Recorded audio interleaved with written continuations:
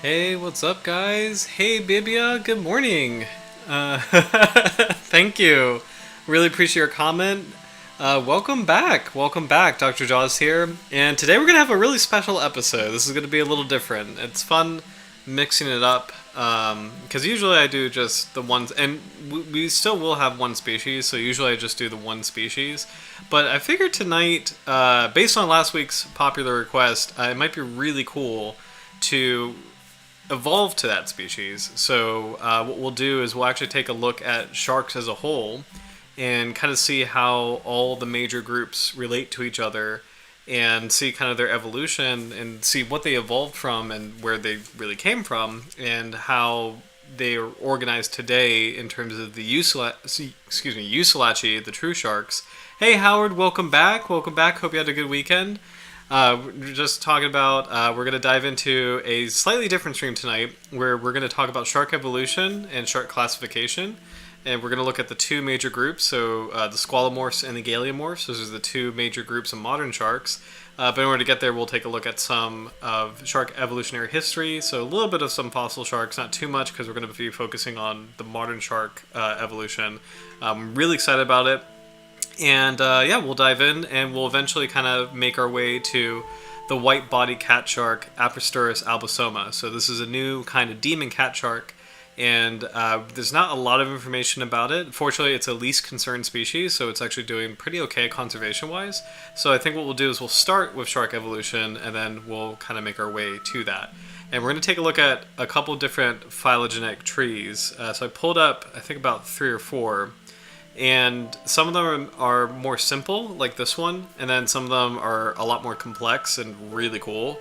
So yeah, I think without further ado, let's get started. So this one really caught my eye because it's kind of fun to see the different tooth morphologies. So we could take a look at shark phylogeny based on teeth, and this is a nice little overview of each of the different groups of sharks. We're gonna hop around between the charts and some quick summaries. I think it sounds dumb, but Wikipedia does have some really good little above like 10,000 foot view quick summaries of each group of sharks, and sometimes it's surprisingly accurate. So I think we'll hop around between Wikipedia and this just to kind of take a look at what we can see. So taking a look at the root of this tree, we'll start with Eucelachi, which are the true sharks. So this is this goes on and on into some detail. So we'll have to take a look at that in particular.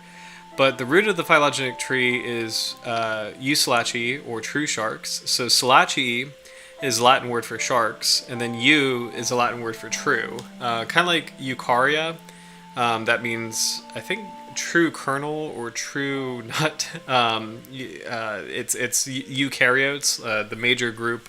The major domain of life that includes animals and plants is eukarya. I'm trying to think. Euhaline or euryhaline means truly salty. So Eucelachi, truly sharks. And as a quick summary, so phylogenetic trees are about the relationships of two different groups of life, so whether it's plants or animals or anything beyond that, and the root of the tree is a common ancestor. So between, for example, the Neoselachi on the right and the Hybodontoidea, which are extinct on the left, they share a common ancestor, and this is kind of like the oldest ancestor that they share. When you go further along in the tree, you get to more and more specific, more and more closely related groups. So the Batomorphi, the rays, are actually more closely related to modern sharks than the Hybodonts, because rays and sharks share a common ancestor here, and that is more of an in-group than the common ancestor shared by the Hybodonts. So okay. We're going to do the root of the tree, Eucelachi true sharks. We'll take a look at the first outlier, which are Hybodonts. And let's take a look here. I'm going to look this up. Hybodont. Just as an outlier. Hybodontiforms. So, Hybodontiforms, commonly called hybodonts, are an extinct group of shark-like cartilaginous fish, which existed from the late Devonian to the late Cretaceous. So this is an extinct group. What's really cool is... Oh, hey, Samarth. Samarth. Sorry about that. Welcome back. Good to see you again. It's like 6:30 in India. Oh my gosh, that's so cool. Are you reporting? Are you calling or not calling? Joining from India? And if so, welcome. It's super cool. Because I thought last week you said you were watching from America. Either way, totally cool. But I was just curious. So, and Howard, yes, really cool diagram of the tooth type. So, oh, awesome. All right, well, we'll have to add. We will add India to the flag list. So this is super cool. Thank you. So, oh, Asia. I see. My apologies. So okay, well, welcome. We are gonna represent India. So I will add the Indian flag. You'll see it on the stream next week. So welcome. Super cool. So, Hybodontiforms, commonly called hybodonts, are an extinct group of shark-like cartilaginous fish, so chondrichthyans, which existed from the late Devonian and late Cretaceous. So Devonian, you can see on the top of our bar, the shark timeline. It starts in the Devonian, so it's actually really cool. Like typically they say the Devonian is like the beginning of sharks, and it's actually really cool to see like hybodonts and like their fossil range lines up with that, because at the top of every stream, because we do talk a lot about fossils, I feel like we've been focusing on modern sharks a lot more lately, but historically on our stream in Dr. Jaws, we've been talking about a lot of fossil species, and the timeline spanned from Devonian to today. So Devonian is 419 million years ago, and it's really cool to see on the top, just like looking at the timeline, just how that lines up and just how old that is. It's unbelievable. So hybodonts share a close common ancestry with modern sharks and rays as part of the clade Eucelaceae. They are distinguished from other chondrichthyans by the distinctive fin spines and cephalic spines present on the head of males. So something really cool about this, and actually, shout out to Howard, correct me if I'm wrong, but I think hybodonts might have been confused or are debated to be chimeras. And the reason I bring that up is modern chimeras, which are a relative of sharks and rays, male chimeras actually have the same feature where they have this like weird little kind of like lobe, like the spiny kind of lobe on their head, and that is a secondary sexual characteristic. And I think it is actually there is something about sexual reproduction related to that feature for chimeras, and I'm not exactly sure. I forget off the top of my head what it is because it is so unusual. But it's really interesting that hybodonts have this because modern chimeras have it. So, and I think, correct me if I'm wrong, but I think there's a debate that hybodonts are actually chimeras as opposed to sharks. So, pretty interesting. Ecologically diverse group. They're abundant in the marine and freshwater environments during the late Paleozoic and early Mesozoic, but were rare in the open marine environments and by the end of the Jurassic, having been largely replaced by modern sharks, though they were still common in freshwater and marginal marine habitats. They survived until the end of the Cretaceous before going extinct. So we'll take a look at some really cool hybodont fossils. So this is one. Really great preservation, actually. So beautiful detail thinking about how old these animals are. So you can actually see the rows of teeth, like the conveyor belt row of teeth, just like modern sharks. You can actually see, and this is such a remarkable thing, just how conserved a lot of shark evolution is, because you could see, just like the lower cartilaginous lobe, like the Meckel's cartilage for the lower jaw, the upper arches of cartilage here for the upper jaw. These I am assuming are the fin spines. Let's see. Or these are, I'm actually not sure what these are. This is labeled in this diagram SCC. ADFS and SCC, so we'll have to see if there's a reference to that. This is a cool little illustration of what hybodonts look like in life. So very prominent fin spines, which is a feature that you do see in dogfish sharks and bullhead sharks. So modern dogfish and bullheads. You can actually see a fin spine right here. It's really cool. Alright. So I think we got a good little snippet of them. So this was kind of like the oldest shark-like ancestor. Um, Bibi, yes, that's a very long time span to exist. When it concerns sharks, rays, skates, and chimeras too, teeth is basically all we have as fossil materials, right? So what's interesting is there are some rare, extremely well preserved fossils that will have an imprint, like an outline of the shark's body. And I believe there are some very rare fossils where the cartilage can mineralize, but it's extraordinarily rare. I believe there was a. Oh, yes, there you go, Howard. Not necessarily bibious scales, cartilage, vertebrate, skulls. In some cases, complete specimens do exist, although they are rare. Um, the the American Museum of Natural History in New York had this fantastic shark collection or shark gallery that I think was rotating, so they may not have it anymore, but it is beautiful angel shark, a complete Jurassic angel shark fossil. So it was super cool. And yes, spine in front of the fins for hybodonts. So we'll go back to our phylogeny here. So we got the hybodonts. Now we have the Neoselaceae. So these are the modern sharks. So let's kind of check out what makes a Neoselacean a Neoselacean. So, and this is redirecting me to Elasobranchii. So you actually hear the term elasobranchs a lot, and elasobranchs are a very popular term.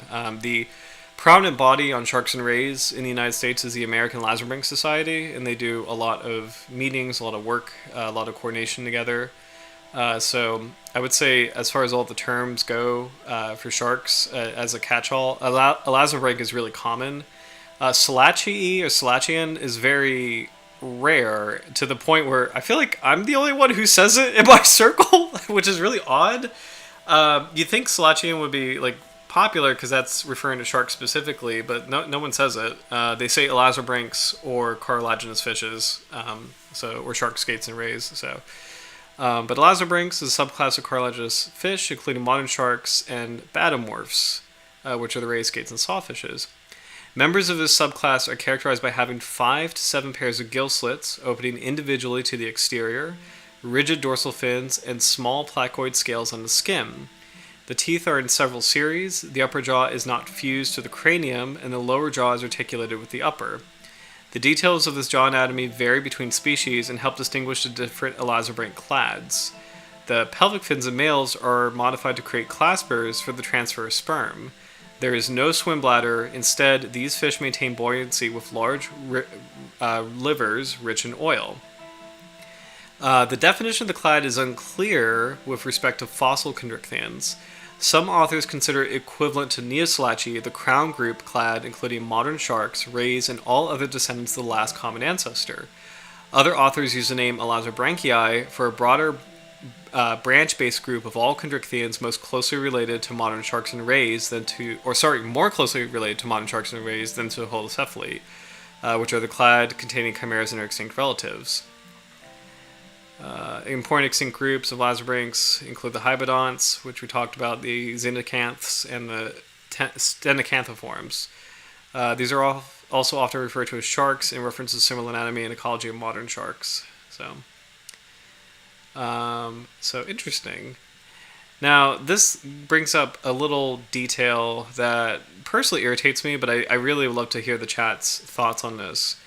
So some authors are of the opinion that, so you have this group, Neoselaceae, the modern sharks, and you have these two main branches. You have all the sharks over here, and then the rays, the batomorphs, over here. Now, some authors treat rays as completely separate and just like they are their own thing. They've evolved to be their own thing. Rays are their own thing.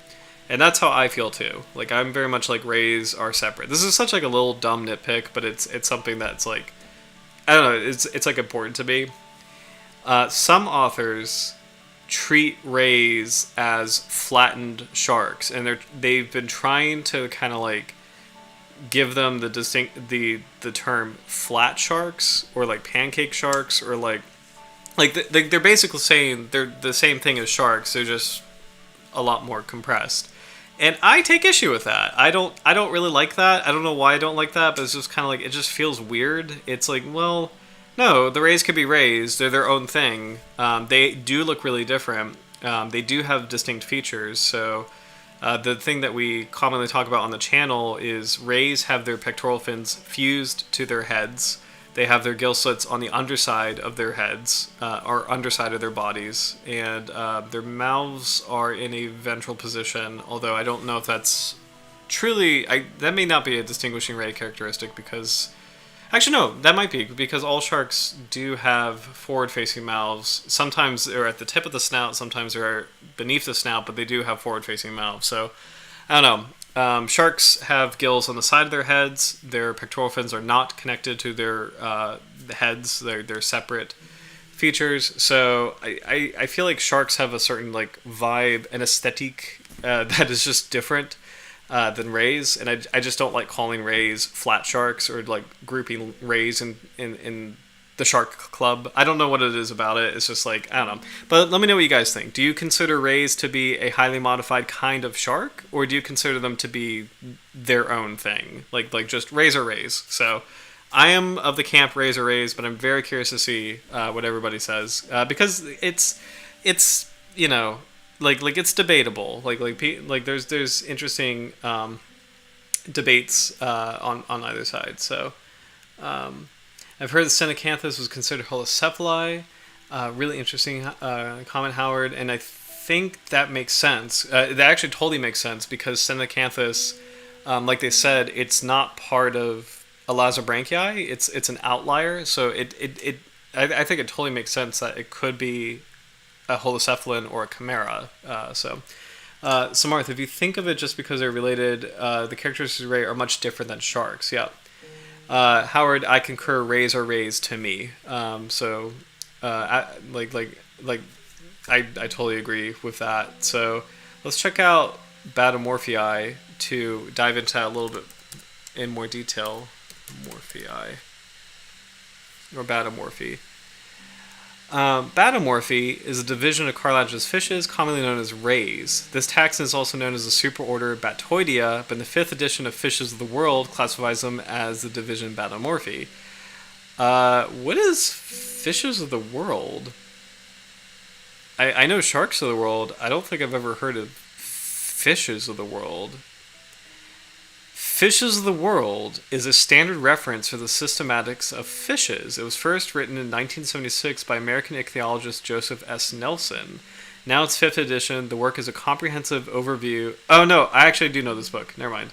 Because I recognize this. We did have this in the fisheries lab because I recognize like the light silhouettes around it. So this is a very old text. Okay. So because like this book is really I'm trying to think of the right way to describe it. Fishbase is actually probably the best comparison to this book. Fishbase is like the digital version of this book, where you know how Fishbase has like very brief profiles of each fish. It's basically a catalog. So we don't really go into details of each fish's life and biology and stuff. It's really a catalog of fishes. So that's probably why I forgot about this book, because it's maybe not one of my favorites, to be honest. But anyway, so I guess this is kind of like the dictionary of fishes, if you will. That's probably the best way to describe it. So, but I didn't realize it was like this reverential. So anyway, so the 5th edition of Fishes of the World classifies it as a division Batomorphi. They and their close relatives, the sharks, comprise the subclass Elazobranchii. Rays are distinguished by their flattened bodies, enlarged pectoral fins that are fused to the head, and gill slits that are placed on their ventral surfaces.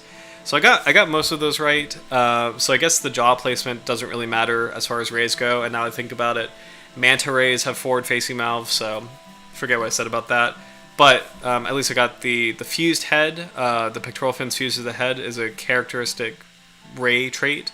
And then the gill slits on the underside of the body, which is also flat, is a ray trait. So we'll give a shout out to the rays. So nice, happy pelagic stingray. Beautiful spotted eagle ray. That is not a ray. This is a chimera, but I guess they have it as a outlier, and that makes sense that they have the shark right there too. Torpedo ray. We've talked about these briefly, but these are electrical, or they can give you a really strong, potentially dangerous, potentially deadly electric shock. It's actually really cool how many fish can conduct electricity. Torpedo rays can do it. Electric eels can do it. Stargazers, which we actually have in Chesapeake Bay, where I'm currently at, can give you electric shock. So pretty cool stuff. This is a Saul shark because the fins are not fused to the head. Oh, how do I get out of here? There we go. This is a skate. Skates are distinguished from rays in that they do not have a venomous spine. They actually typically have enlarged pelvic fins as well. And typically they have, I mean, this is not really an exclusive skate trace, but they do typically have thorny tails, but they do not have a tail spine. Manta ray, or a devil ray, I should say.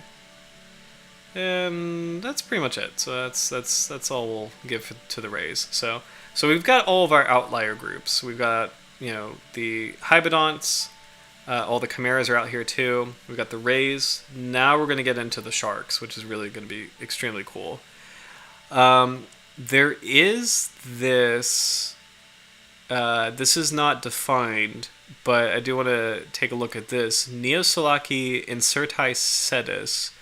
So there is an extinct branch of shark-like animals that we apparently don't know where they place in the tree. So hence the term incerti sedis. But it's actually really cool just to kind of see that there's a potential separate order of sharks.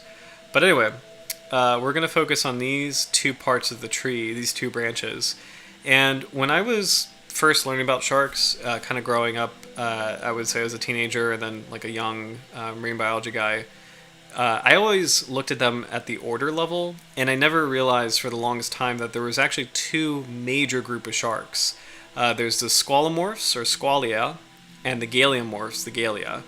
So I think what we'll do is we'll take a look at the squalomorphs first. So this includes the synecodontiforms, which are extinct, the hexantiforms, which are the cow sharks, the squatiniforms, which are the angel sharks, and the squaliforms, which are the dogfish. It's actually really cool to see all these teeth type here. So we'll take a look at squalomorphs first. Unfortunately, I have this preloaded. So, squalomorphs. Oh, Howard, yes. Love chimeras, especially Adestus and Helicoprion. Yeah, both are really cool. Helicoprion, I think, has the whirl tooth. Adestus has like the scissor tooth. It's super cool stuff. Let's see. I do include rays in my collecting and studies to a lesser degree than sharks. That's actually really cool, especially ray fossils. I feel like are tricky. I have seen a few. I don't keep them just because I feel like I don't have the passion for rays as much as I do for sharks. So for the shark fossils, I always appreciate them, and I have them in my collection because I'm going to take good care of them, and they they mean a lot to me. But rays, I just leave them on the beach for someone else to find, because for me, just personally, I don't understand what I'm holding, because I have seen ray plates. But I'm not exactly sure what species it is, so I just leave it on the beach. Same with mollusks, because a lot of people really love collecting mollusks here, and we have actually got some rare ones, and mollusks are actually more legally protected than shark teeth, which is pretty interesting. There's a couple of very important species in Maryland and Virginia that you're not really allowed to trade. So shark's teeth, I've been able to, for the fossil contest, for our Canadian winners, I've been able to mail our prized megalodon teeth to Canada. That's legal. It's okay to do that. Mollusk fossils, I can't do that, which is really interesting. And I believe the Virginia state fossil, which is Chesapeakton, you can't do that. And then the Maryland state fossil, which is like Fora, you can't do that either. And I think it's something to do with like, I don't know, like state treasure or national treasure. It's like an artifact that you can't mail. But shark teeth, those trappings aren't there. So, oh yeah, Samarth, like hammerheads, Sphenidae. So, hammerheads are my absolute, or one of my complete favorites, because it's one of the sharks I see out in the wild sometimes. But for just in reference to the chart, hammerheads will be grouped into the Carcharodontiforms, so they're going to be galeomorphs. And what's kind of cool is, like, I feel like galeomorphs, I could be wrong, but they feel like the more modern branch of sharks, and squalomorphs are the more ancient. So we'll take a look at what makes a squalomorph a squalomorph. So, squalomorphy is a superorder of sharks, generally characterized by lacking traits such as an anal fin, nictitating membrane, or suborbital shelves in the cranium. Squalomorphs are also called squalia or squalians. There are about 163 living species. So there's also something to do with, I don't think they're going to go into this in detail. I believe there's something to do with the way the jaw connects. There's something to do with the jaw musculature between squalomorphs and galeomorphs. It's another way that they're different. But I actually really do like this simple summary that these sharks are characterized by lacking an anal fin. And I think that's completely true in a sense that, well, actually, no, that's not true, because hexantroforms have an anal fin. So that's not going to work as far as that definition. So let's take a look by comparison at the galeomorphs to kind of see what's making them different. So here we go. Galeomorphy is a superorder of sharks. They are sometimes called Galea or Galean sharks. There are about 300 living species. They don't talk about why they're galeomorphs. That's really a shame. Shoot. Well, there's something to do, as best as I can remember, it's something to do with the jaws. So let's just search this really quickly. Difference between squalomorphs and galeomorphs.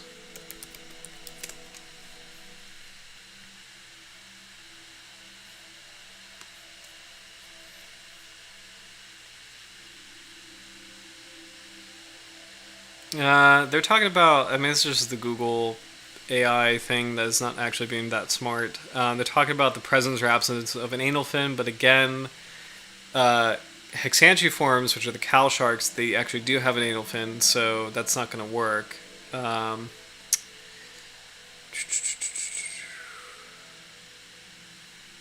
Okay. Maybe as we continue to look at the phylogenetic trees, we'll find out more. So I guess the best way to remember is that the squalomorphs are the sharks that don't have an anal fin and include hexantroforms. And that's not really helpful, but it's the best what we got. Galeomorphs are the sharks that... Oh, actually, you know what you can do is you can say squalomorphs are the sharks that either don't have an anal fin or they have 6 or 7 gills. So that actually works because there's no galeomorph that has 6 or 7 gills. I can't think of one. I feel like there may be a kind of cat shark that does, but I don't think that's the case. Yeah, no, I think this works. Okay, so there we go. Okay, so we'll go back here. So squalomorphs, vibe-wise, I always feel like these are the more ancient-looking sharks. But squalomorphs can be characterized by not having an anal fin, just like squatiniforms and squaliforms, or they have 6 or 7 gills. So this will be hexantroforms, and they don't include it here, but this would include Apristurus, because Apristurus are squalomorphs. Awesome. Okay, so we'll take a look at that. So the squalomorphs are the cow sharks, hexantroforms, the angel sharks, squatiniforms, the dogfish, squaliforms. Not pictured here are going to be the saw sharks, Apristurus, and the echinophores, which are the bramble sharks. So these are all the older looking sharks. I'm not sure what synectodontiforms is, so let's take a look at that.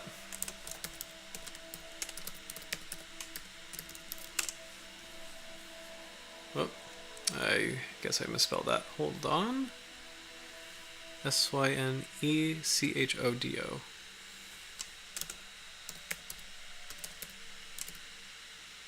There we go. Synectodontiforms is an extinct order of prehistoric shark-like cartilaginous fish known from the Permian to the Paleogene. So looking back at our shark timeline, Permian era is 299 million years ago. It's really incredible. So, Samarth, aren't they from the Salaki? Yes, so hammerheads are definitely... So all modern sharks are Salakians, so they're all... sorry, I just saw that comment. They're all classified as Salaki, so dogfish, great white sharks, hammerhead sharks, they're all classified as Salaki. If I was going to go through the timeline, so hammerheads, you would say they are Euslachi, which are true sharks. You would go here, they are Neoslachi, so they're modern sharks. You would go here, where they're Slachi, like true sharks. Between Squalia and Gallia, hammerheads would actually fall into Gallia because they have an anal fin, they have 5 gill slits. When you go down this tree, they fall into Carcharodontiforms, which is the ground sharks, because hammerhead sharks have a nictitating membrane, so they have this feature that kind of can help close the eyes, so protect the eyes when they're feeding. So that is a Carcharodontiform trait. Carcharodontiform is the only order of sharks that has a nictitating membrane. And then in Carcharodontiforms, and we'll kind of break this down further, you will have all these different families, including Sphaeronidae, which is the hammerheads. And actually, we could take a quick sneak peek to this. This is one of my favorite papers ever. It's a little bit dated now, but this was a phylogenetic tree of not every shark species, but a heck of a lot of shark species. So about 200, roughly 200 shark species are on this tree. And it's this amazing radial diagram where you see the common ancestor of all sharks is in the center, and then you have these two major branches. So actually, what you can do, I'm just double checking, this branch right here going in this direction on the right, all of these guys are squalomorphs. So these are all the ancient sharks, like the older sharks. I think it's safe to kind of call squalomorphs older, and let's double check that. Squalomorphs have been around for 170 million years. So they're Jurassic period sharks. Galeomorphs, let's double check this. Well, galeomorphs are also Jurassic, so maybe that's not the safest bet. But anyway, but squalomorphs feel old. Like just like the multiple gills, the deep water living, the lack of it, the general lack of an anal fin, they feel kind of like ancient looking. Like a lot of the sharks are described as living fossils or squalomorphs. So I feel like it's fairly okay to say that they're relatively old. The branch on the left over here, everything on this side of the tree over here are the galeomorphs. And you can actually see proportionally just how much the galeomorphs have radiated. So there's quite a few more galeomorphs than squalomorphs. They're both pretty beefy superorders, but we'll kind of break this tree down and we'll come back to this later. But this is an amazing layout of shark relationships, so how they all relate to each other. It's pretty incredible, actually. So when we look at, we were on Synectodontiforms. I was kind of curious what this order was. So this is kind of squalomorph. They're considered to be a member of the Neoslachi, a group that contains modern sharks and rays. Placement in the group is uncertain. Some authors have considered them to be members of the group Galeomorphs, while others have considered them to represent a stem group to modern sharks. Some suggesting that they are basal to last common ancestors for modern sharks and rays. So a lot of debate on where these sharks belong, but we'll kind of take a look at some of their features. So this is a really cool fossil of Synechotis, which has a nicely preserved vertebral column, and actually an incredible looking imprint here of a little bit of the jaws, so you can actually see like that beautiful triangular shape of the jaws. Let's see if we can get over here. Yeah, so more of a pointed snout. Kind of reminds me of a sand tiger shark a little bit. So, and Howard, yes, Selachii eat our sharks exclusively. Yes, so that's a great way to describe that. So,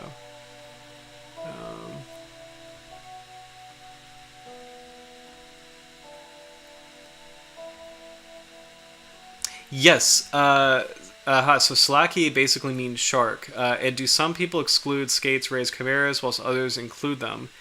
So, if I'm trying to summarize everybody in the world, as far as sharks go, no one includes chimeras as sharks. Chimeras have always safely been their own weird alien kind of thing. They're their own group, and it makes sense. They're just so distinct looking, and evolutionarily they're so distinct. Chimeras have always been this, and actually, you know what? Okay, so they've always phylogenetically, evolutionarily have been separate, and they've always been treated as separate.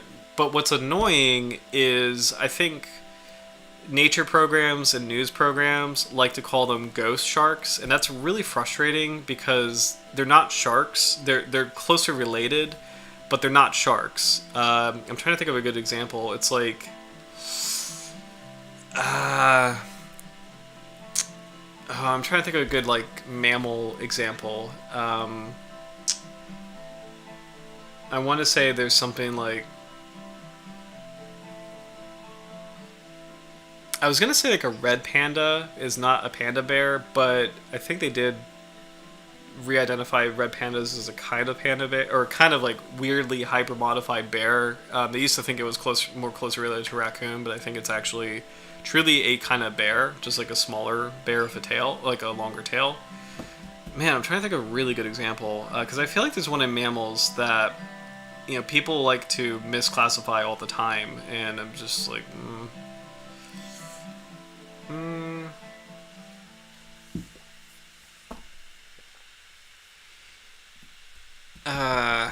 I have to get back to that because I can't think of one off the top of my head.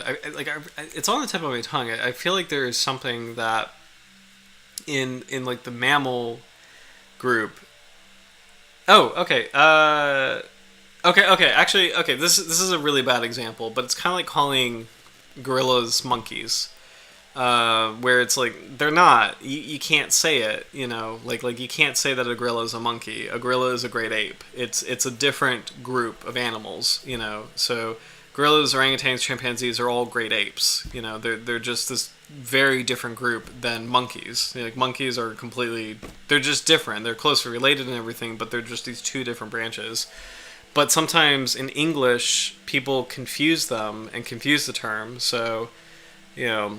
Like a news story will be like talking about a chimpanzee attack, and they'll say, "Oh, it's monkey business over here." It's like, no, it's not a monkey. It's a great ape. It's different. It's like it's just different.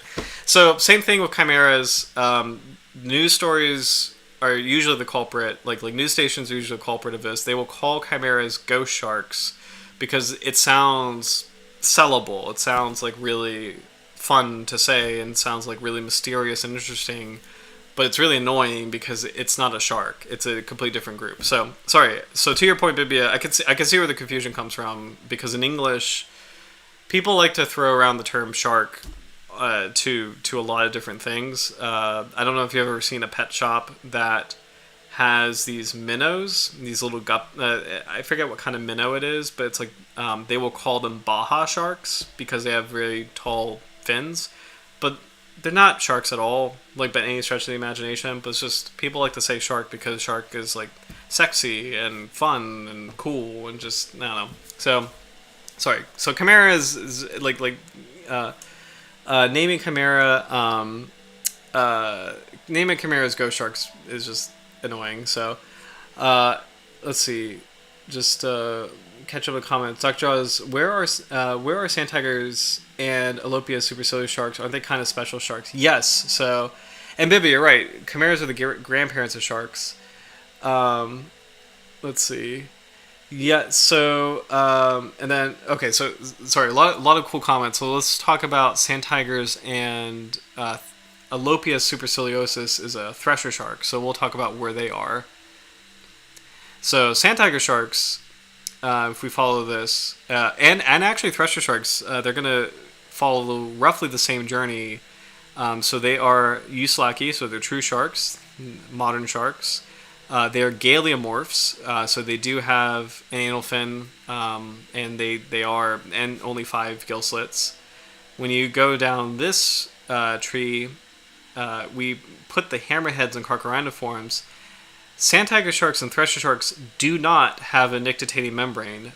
Their eyes roll into the back of their heads when they eat. If they're trying to protect their eyeballs, they have to do what great white sharks do, which is they roll their eyes in the back of their heads. So they are lamniforms, which are a kind of mackerel shark. When we look at the giant phylogenetic tree here, we can find sand tigers and thresher sharks. Alopia supercilius is the big eye thresher on the left side, so this is the galeomorph group. When we continue to break them down, I can see them right here actually. Here we go. You get into this part of the tree, and I think this is just... There we go. Okay, so this branch right here is the lamniform. So these are all the mackerel sharks. And what's kind of cool, this graph illustrates it really well. Lamniforms, mackerel sharks, is actually not that diverse of it. Well, it is diverse, but it's not that speciose of an order. There's not a lot of them. So when you see the mackerel sharks here, there's these 2 main branches. This top branch goes into Lamna, Isurus, and Carcharodon. So these are all the makos, white sharks, and salmon sharks, or porbeagles. So these are all a different branch. So we'll go to the left side. We got the basking shark and the megamouth. So that's not what we're looking for. The goblin shark, that's not what we're looking for. Here we go. Carcharias taurus, a sand tiger shark. So this is where the sand tiger belongs. So it's actually more closely related to thresher sharks than any other kind of mackerel shark is. So sand tiger sharks and thresher sharks are actually kind of more closely related to each other than they are to basking sharks, white sharks, mako sharks.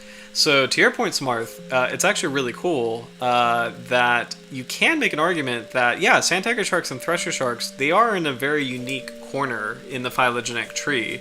And I actually didn't realize that they were more closely related to each other than they were to their cousins, the mako sharks or the basking shark. I'm actually kind of surprised by that because thresher sharks look a lot more like mako sharks than they do basking sharks. But it's actually really cool to see that thresher sharks and sand tigers are more closely related to each other than they are to the other groups. So that's pretty interesting stuff. So, and then.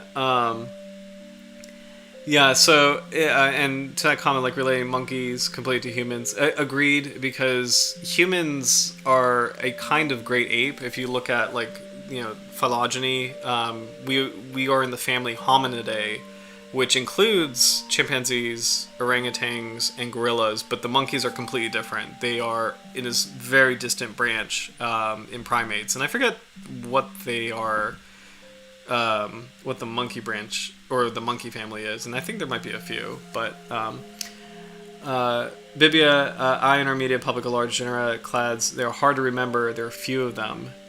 Yes, so it is tricky, and I'm trying to think of a great way to remember this. Oh yes, Amphibia, yes. Actually, I'm going to star this 100%. Sorry, I just saw this comment. Bibia, Taurus equals sand tiger instead of bull shark, whilst Taurus means bull. Yes. So this is a whole other thing, and I love that you made that comment because that's something that's stood out to me too. So the species name Carcharias taurus, which refers to a sand tiger shark, Carcharis taurus in Latin means bull shark. It literally means bull shark. Taurus means bull, so kind of like the zodiac sign, or the Pokemon Tauros, the bull one. So same thing. Carcharius is a Greek or Latin word for shark. So Carcharodon Carcharius means sharp-toothed shark. Carcharis taurus means bull shark.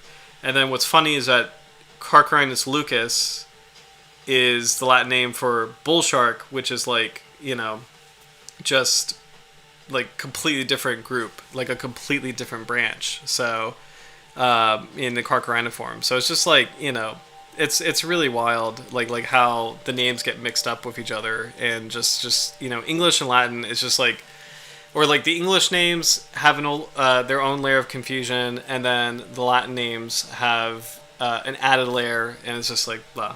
So as far as taxonomy goes, there's a couple. I did have a taxonomic video for sharks where it was one of the first videos on the channel where there was a way to break it down and try to remember. And as far as the traits that are easiest to remember, as far as where we put sharks or how we classify sharks, the first one is the lack of an anal fin or the presence of anal fin. That's a great way to kind of help split them up. So squatiniforms, squaliforms, and pristiophoriforms, they don't have one. So that's a great way to kind of help group them out of the other sharks.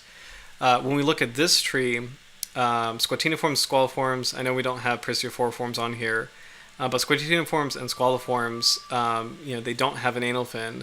But hexantiforms, the cow sharks, they do, but they have the multiple gill slits. So cow sharks or hexantiforms are very easy to remember because they have 6 or 7 gill slits. The Latin name hexantiforms, hex is Latin for 6. So it's I'm trying to remember, hexagon. There you go, hexagon, the 6-pointed shape. It's the same thing. So hex means 6. For the galeomorphs, all of these have an anal fin. You've got the heterodontiforms, which are the bullhead sharks. These are easy to separate out because they have a fin spine. So these guys have a fin spine. These guys over here don't. So that's one way to kind of group them out. Erectolobiforms, the nurse sharks, they have their mouths at the front edge of their face. So let me see if I can get a good example of this. And I think I can, actually. Take a look at... Here we go. I really want to get a whale shark picture so we can see that. Let's get a whale shark's face. Lincodontypus. Oh, there we go. Actually, that's a great picture of one. This is exactly what I wanted to see. So. Just because it's really obvious. So. There we go. Okay. So electolobiforms are kind of easy to separate out because for every electolobiform, like a whale shark or a nurse shark, their mouths are at the very front edge of their heads, so they're forward-facing. But the other sharks, like the mackerel sharks, like the great white, you see how the snout is actually ahead of the mouth. So the mouth is underneath the head, so it's kind of underslung. But the tip of the snout is ahead of the mouth. So looking back at the whale shark, the mouth is at the snout is kind of flush with the mouth, so the mouth is at the very edge of the head. But looking at the great white shark, which is lambdiform, the snout is ahead of the mouth. When you look at Carchariniforms, same thing. The snout is ahead of the mouth. So that's the position of the mouth versus the snout is a great way to separate this group of sharks, the lambdiforms and Carchariniforms, away from electolobiforms.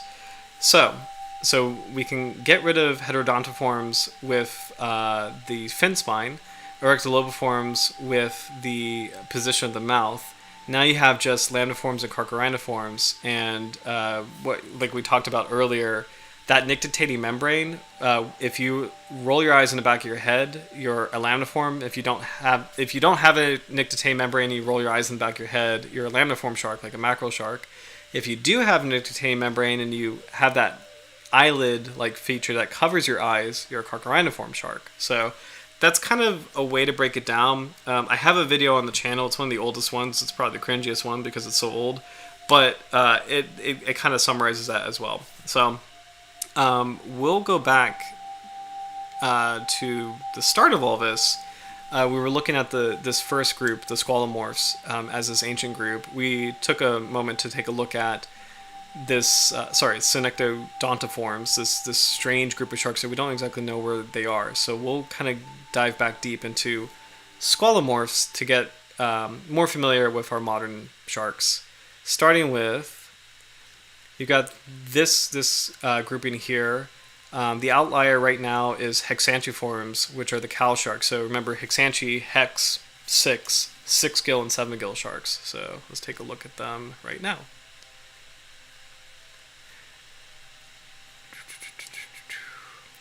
This is not going to talk about their features, so I think I'm just going to click on pictures and illustrate. Oh, thank you, Vivia. Sorry, I just saw this. I enjoyed that video, a bit short, but I liked it. Oh, thank you. So, hexanchiforms. These are the 6 gill and 7 gill sharks. There's not a lot of them. They only have one dorsal fin. Oh, and these are the frilled sharks, too. Frilled sharks belong in this order. So these are commonly called modern fossils or living fossils. They are typically deep water, but some are shallow water. They have multiple gill slits, single dorsal fin. Some of these guys can get huge. This is a really cool example of a frill shark. So some of these guys get huge. Some of these guys have just very eerie looking distinctive features. Nice example of a fossil kind of hexanchiform. Fun thing about hexanchiform teeth is that they typically have multiple cusps on a single tooth, so multiple little blades on a single tooth. Another nice example of a frilled shark right here. Let's see, beautifully preserved fossil. Let's actually zoom in on this. Hold on.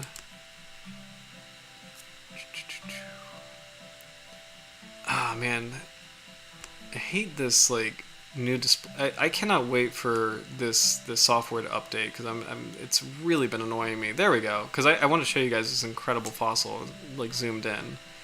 Ecamm just really needs to. Oh, my friends call his grandma a living fossil. My goodness, that's really funny. Okay.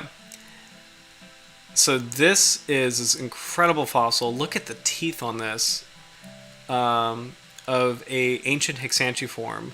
The teeth are very needle-like and really great for grasping fish. Fish and squid probably. So this is probably a fish and squid eater. Let's see if I can just get this. I just want you guys to see this. Come on. Okay, you can cut. No. There we go. Okay, that's what I wanted. There we go. Thank goodness. Man, that was annoying. Okay. So check it out. Look how gnarly these teeth look. So very long and thin, great grasping teeth. And actually, this looks like almost like a fossil frilled shark. Just with just with how elongate the mouth is, how far swept back the cartilage, like the jaw cartilage is. It really does look like a frill shark to me, especially since we're in the hexanchiform section. So. Hexanchiforms, I always like to think of them as ancient sharks, and I think I'll just mention vibe-wise, if you will. So this is not anything empirical. This is just my personal take on these sharks. They kind of give off a fossil vibe, like an ancient vibe, and I really like that they're put into this category of squalomorphs, so squalia, because they are really old sharks, old-looking sharks, but also evolutionarily very old sharks. So, hexanchiforms emerge in the Jurassic period. So, really cool. Jurassic Park sharks. Although I guess squaliforms also appeared in late Jurassic. So, looking at this chart, you go into this other branch where these two groups are more closely related to each other. This is squaliforms and squatiniforms. We'll take a look at squaliforms first. Squaliforms are the dogfish. There's a bunch of these guys. Most of them live in deep water. These guys are distinguished by not having an anal fin. So remember, that's a really key trait to help identify squalomorphs. And they actually typically have spines on their dorsal fins. Not all of them do, but a lot of them do. So this is a nice type of...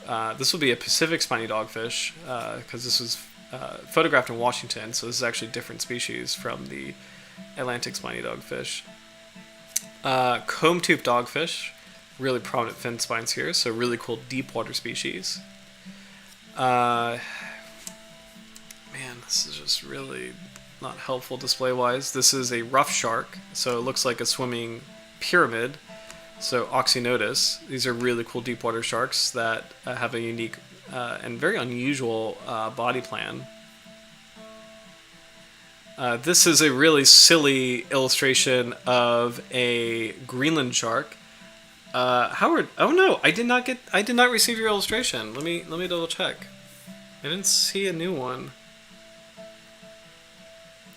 Oh shoot, okay, so I think this came maybe a little bit after I started the stream, so let me see if I can airdrop this. This looks really cool. This was on tonight's Catshark, so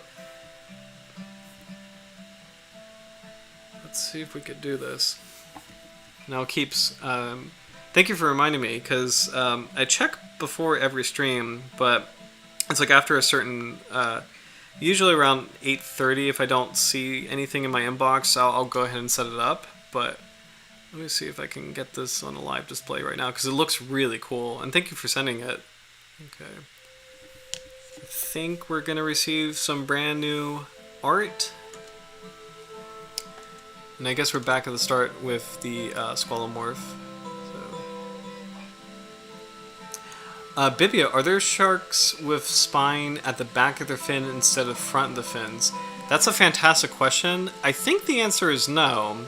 I can't think of one, but that's a really good question, and I'm pretty sure no, because heterodontiforms like the bullhead sharks have it at the front of the fin.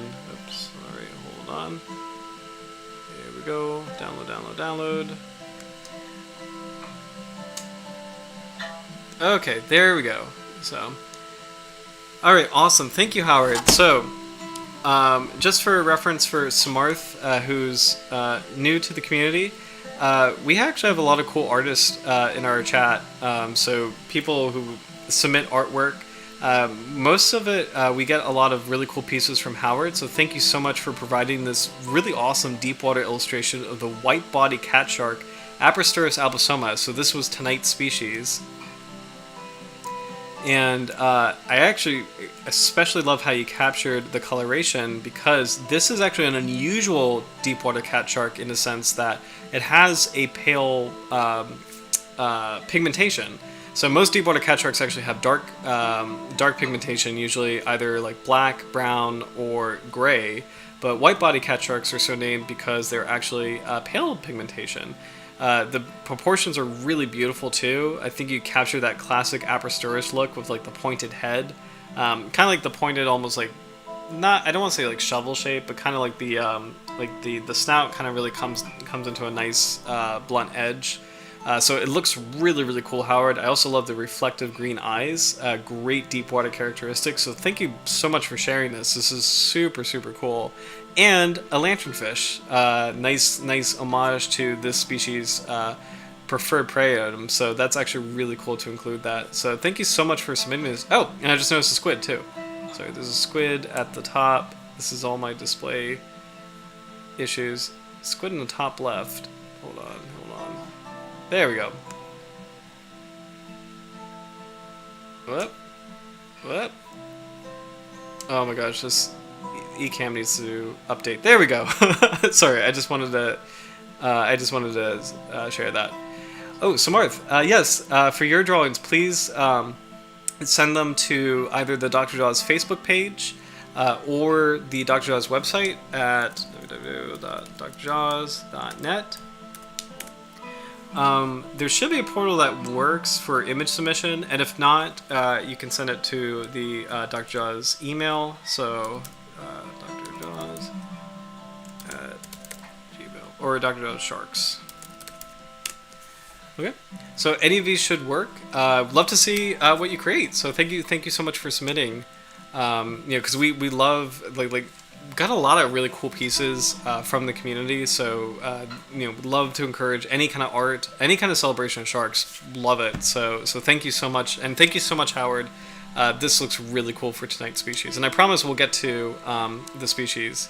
We'll go through shark evolution and return to focus on, or I guess conclude with focusing on just what is next week's species. So viewers pick. So if you guys have any suggestions, please leave a comment in the chat and we'll pick next week.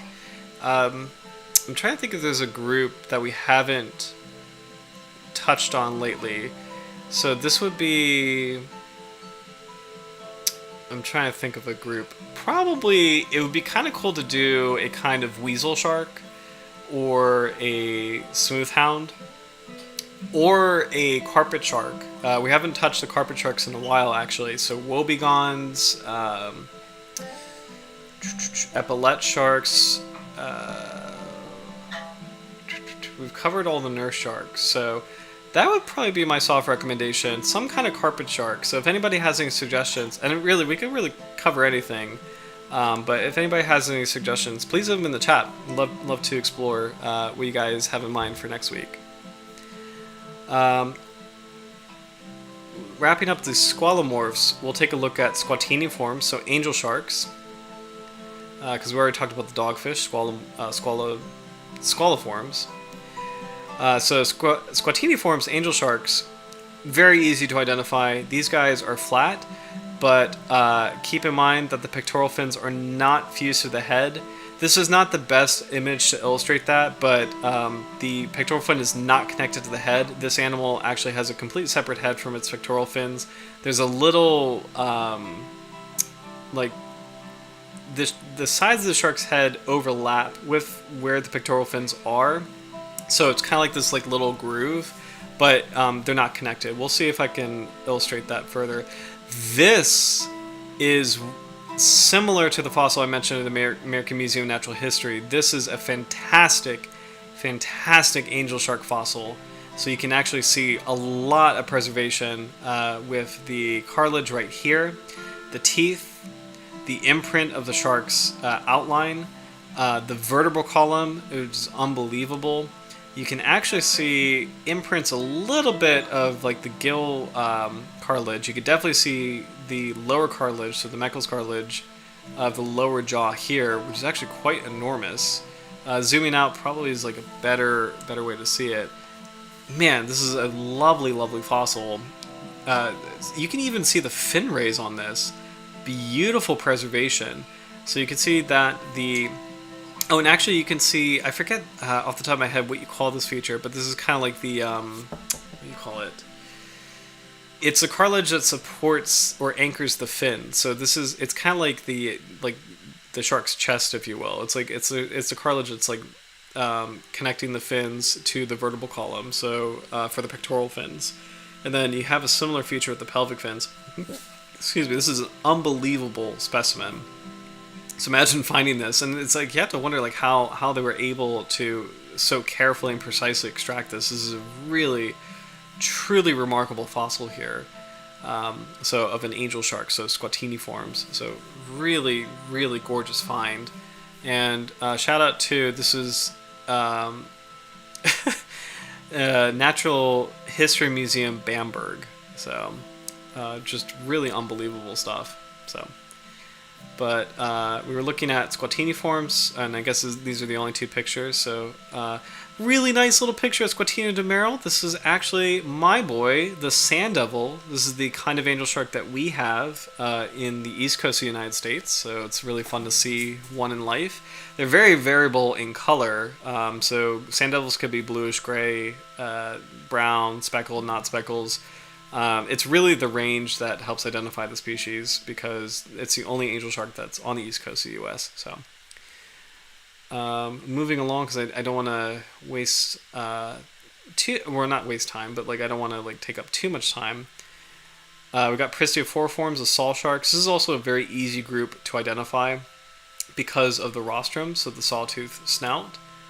We'll try to zoom out here. Yes, I absolutely agree. Incredible preservation.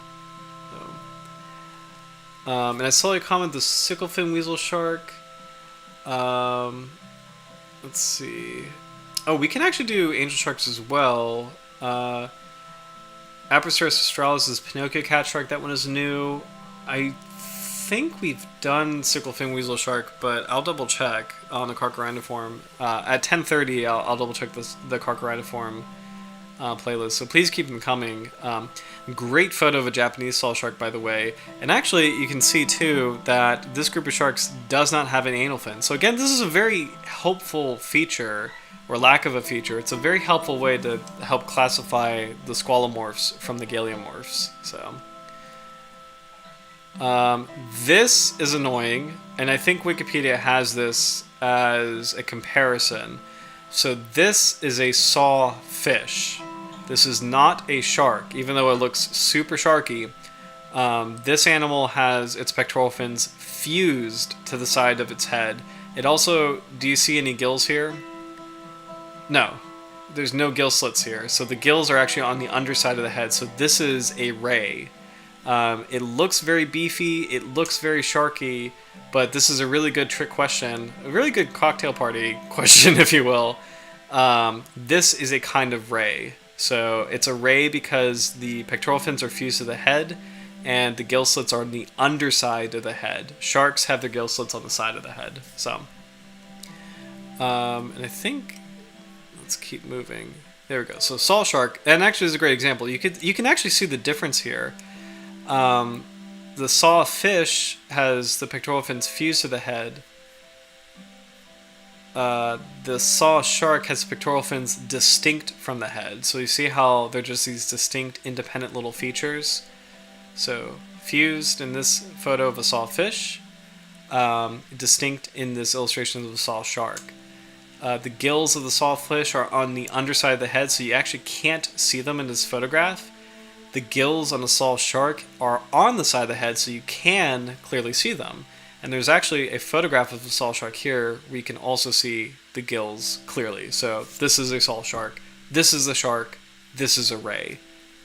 Salacian batoid. So pretty interesting, really cool stuff. Like the more practice of like just shark classification, the more like yes, Vivia, 100% agree. Beautiful. The more kind of like innate some of these features like stand out, and it's actually really cool. I've studied sharks for a while, and I would say it's not until recently that I've picked up on some of the subtler stuff, or like the subtler features that help distinguish the species. Like we talked about gray reef sharks last week. I really didn't notice that they had a distinct black margin on their tail. And that's actually a very helpful trait because there's no other Carcharodontis shark that has that really. So it was really cool to talk about that last week. Last group of the squalomorphs are Echinorhiniforms. So these are the bramble sharks. These used to be considered dogfish, and it wasn't until recently that scientists realized, wait a minute, these sharks are very distinct genetically, and they're just too distinct to be a kind of dogfish. They're actually their own thing. So bramble sharks are their own group of sharks. There's only, I think, 2 species. The classic bramble shark, actually there might be 3. There's the classic one, Echinorinus brucus, and then the prickly shark, Echinorinus cookii. So bramble shark is Echinorinus brucus, prickly shark is Echinorinus cookii. So, in review for kind of the old school squalomorphy sharks. So this is one of the 2 major branches of sharks, right? We've got the hexantiforms, which are the cow sharks and 6-gill sharks. So these guys have 6 or 7 gills. The squaliforms, which are dogfish, they don't have an anal fin. We're back to dogfish. The bramble sharks, Echinorindiforms, they also don't have an anal fin, and they used to be considered dogfish. The angel sharks also don't have an anal fin, so this is a very helpful feature. And then the saw sharks, they don't have an anal fin, and they have 6 scales on the side of their head. So, for sharks that don't have an anal fin and have multiple gills, they are squalomorphs. They are the older, or I guess more primitive looking branch of sharks. And I'm sure scientists are freaking out when I say that, because that might not technically be accurate to say that, because squalomorphs and galeomorphs evolved in the Jurassic period, so they're technically as old as each other, but vibe-wise, squalomorphs just feel more primitive. They're more deep water. They're more, and that's actually true. Squalomorphs are more deep water. They're more unusual looking. The lack of an anal fin is not like our classic understanding of a shark. So it's just like that's a really helpful feature for that group. So we've got that superorder done. We've covered squalomorphs.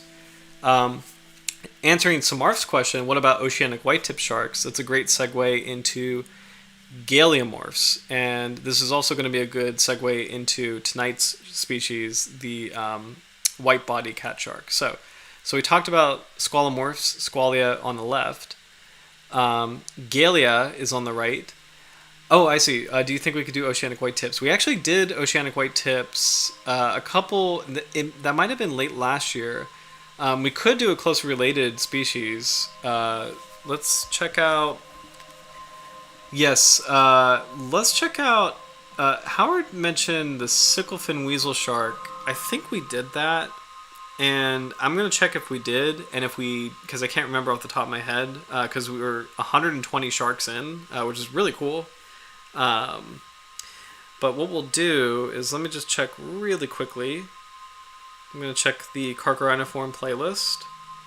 Whoops, sorry. Carchariniforms. Snaggletooth shark, sandbar shark, sicklefin lemon shark, Atlantic weasel shark, daggerdoe shark, bronze whaler, ponetary shark, oceanic white-tip, fine tooth. Wow, we actually did a lot. Oh, wow. I guess we didn't do the sicklefin. Okay, so yeah, actually, Howard, let's do that. Let's do the sicklefin weasel shark. Let's make sure it's not the same as Atlantic weasel shark. I think they're different. English names can be a little confusing. Here we go. I'm checking my copy of Sharks of the World.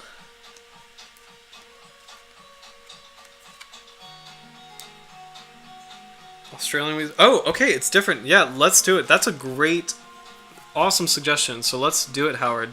Thank you for suggesting that. So this will be next week's shark. Sicklefin weasel shark. Speaking of sharks, speaking of next week, I totally forgot about this. I'm going scuba diving in New Jersey this weekend, and going to a spot that they say it's called Belmar. It's close to Shark River Inlet, but they say that there's dogfish there. So fingers crossed. I really hope I can get some dogfish footage, and if I do, I will share it on next week's stream. I'm super excited. I'm so excited for this dive, actually. So sorry, I totally forgot to mention that, actually. So, but sicklefin weasel shark, Hemigalius, Hemigalius. Sorry,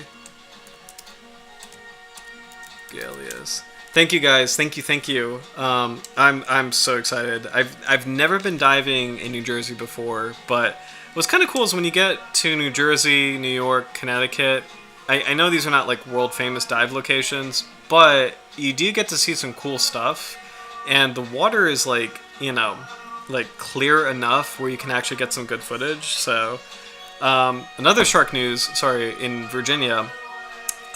Rudy Tours, which goes out of Virginia Beach, they do these amazing tours offshore.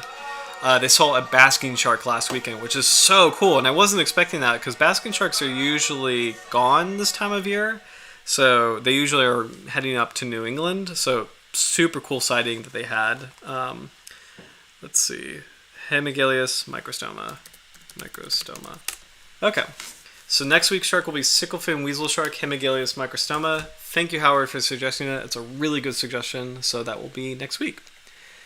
Okay. And that actually kind of works with covering galeomorphs. So, because this is a kind of galeomorph, so we'll go into this. So, galeomorphs, Galea. I like to think of these as the modernish looking sharks. And you have a lot of the familiar players here. So, we'll do the outlier, which is Heterodontiforms, the bullhead shark. So, this is, again, a very easy group to separate from the others because they have dorsal fin spines.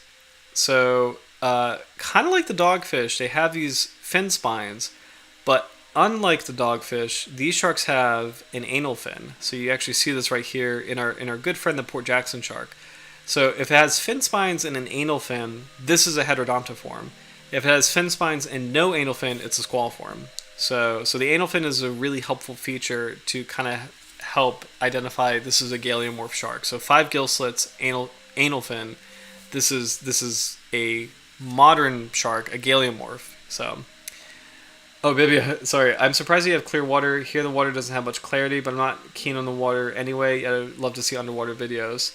It varies. That's a really good point because so there's a couple things related to that. Temperate water typically is murkier than tropical water because it has a higher plankton count. So typically the plankton kind of makes the water a little bit more green, and tropical water is this beautiful clear blue, which is really attractive, but part of it is because there's not as much plankton proportionally in tropical areas. Also, this is really a really hilarious view of heterodontiforms. Like this is some kind of bullhead shark's face. It's very cute, little piggy snout.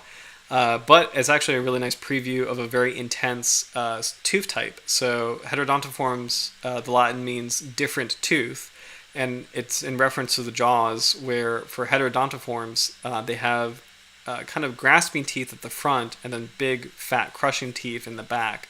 Hence why they have like big-looking cheeks. So great overview of the heterodontiforms.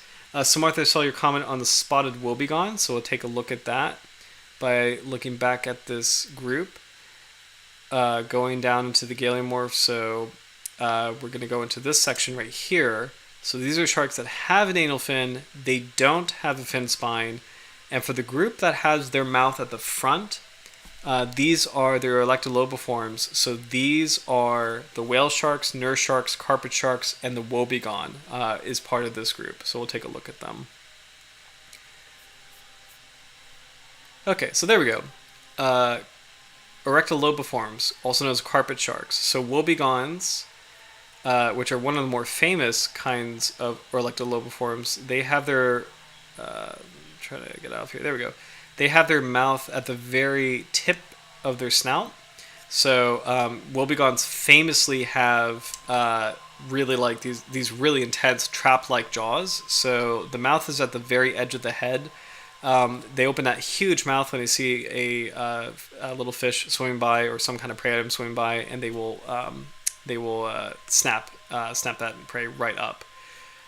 This is a blind shark. So this is another kind of carpet shark. Not a really good illustration of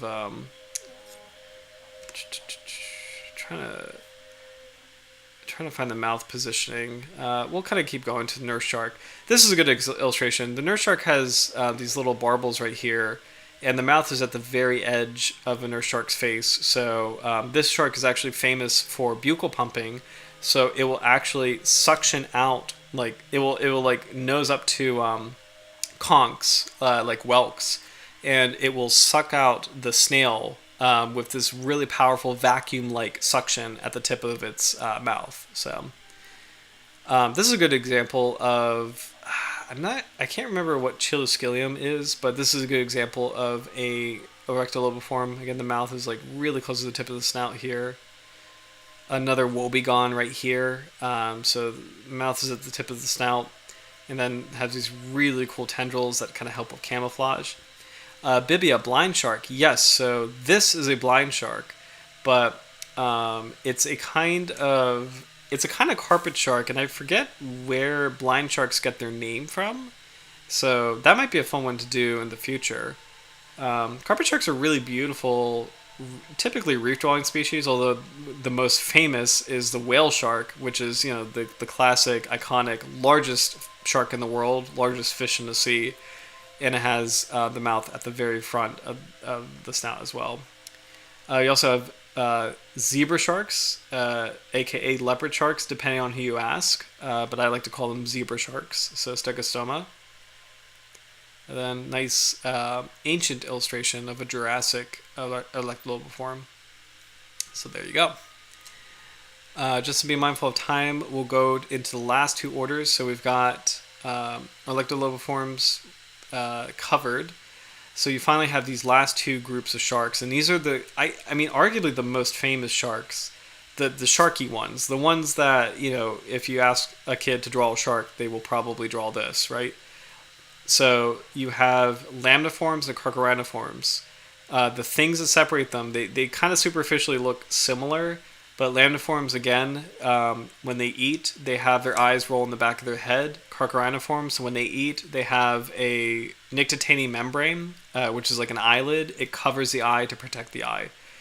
So lamniforms are the mackerel sharks. So these are like the famous great white shark, thresher sharks, sand tiger sharks, basking shark, which is actually kind of cool. This illustration kind of shows you, it's a little, liberties are taken with this illustration, but it is kind of a nice little overview of how basket sharks are actually kind of cousins of white sharks. They actually do look similar-ish. They're a comparable enough size that people sometimes do confuse them in the wild, but upon closer inspection, people can tell, okay, yeah, basket shark is safe, white shark is not safe. Megamouth shark, so another kind of lamniform. Fellow plankton feeder, so this is a shark that eats plankton like a basking shark. Goblin shark, so really creepy deep water lamniform. And then crocodile sharks, really cool pelagic kind of lamniform. So these are like these cool schooling pelagic cousins of great whites. And then ancient forms. That's actually really cool. Restoration of extinct mackerel shark, Aquiolamna, which I forgot this was the thing. So, and I think Aquiolamna might be in the background. And these are different kinds of shark-like animals, and I forget what these are called. But yeah. Speaking of lamniforms, I think this tooth chart was talking about lamniform evolution as well. So let's see if we can kind of take a look at that. There we go. It did go into a little bit more detail, so we'll just take a quick peek. Lamniform evolution. We've got Eoptolamnidae, which I don't even know what that is on the far left. Anacoracidae, not sure what that is either, on the left here. You got Mitsucernidae, this is goblin sharks, so very familiar with that. Odontospididae, the sand tiger sharks, so this is more of an in-group. Carcharodontidae, Cardabiodontidae, which is extinct. Otodontidae, so these are the megatooth sharks, which are extinct. And then Pseudorhynchidae, the Ginsu sharks, which are extinct. So I guess this is like a really cool comparison of how goblin sharks relate to these other extinct forms of goblin sharks and sand tiger sharks relate to these other extinct forms of mackerel sharks. So pretty fun little chart. Just to be mindful of time, we'll finish with carcharodontiforms, which are the ground sharks. So this is arguably the most diverse group of sharks. So they include familiar faces. So this is like a classic sharky build. This is a fine-toothed shark. It's a cousin of a bull shark. So carcharodontiforms include this group. But they also include... I guess they're not going to go into detail, which is a shame. They also include cat sharks, hammerhead sharks, weasel sharks, the sickle-fin weasel shark, which we talked about for next week.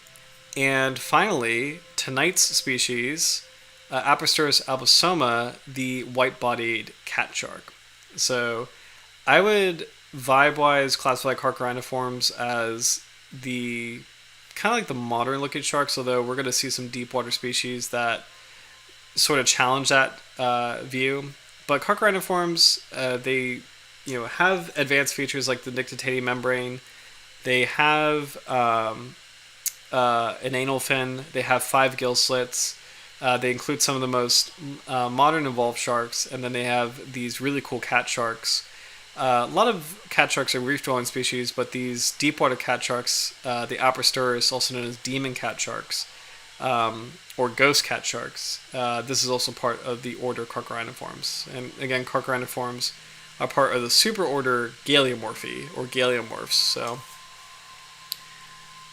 So kind of like we did with the other demon cat shark stream, we're just going to take a look at some footage just to see how demon cat sharks move. The white-bodied catshark is a kind of demon cat shark, so it is part of the same family, Pentanchidae, which was recently separated from other kinds of cat sharks, so they have some unique features. Particularly the head shape is a little bit unique. And also their deep water habitat. These cat sharks tend to have reflective eyes, tend to be found in deep water zones, and it's actually a relatively not new. I think some of the older species have been around for a while as far as scientific discovery, but as far as the group goes, it's a relatively new family.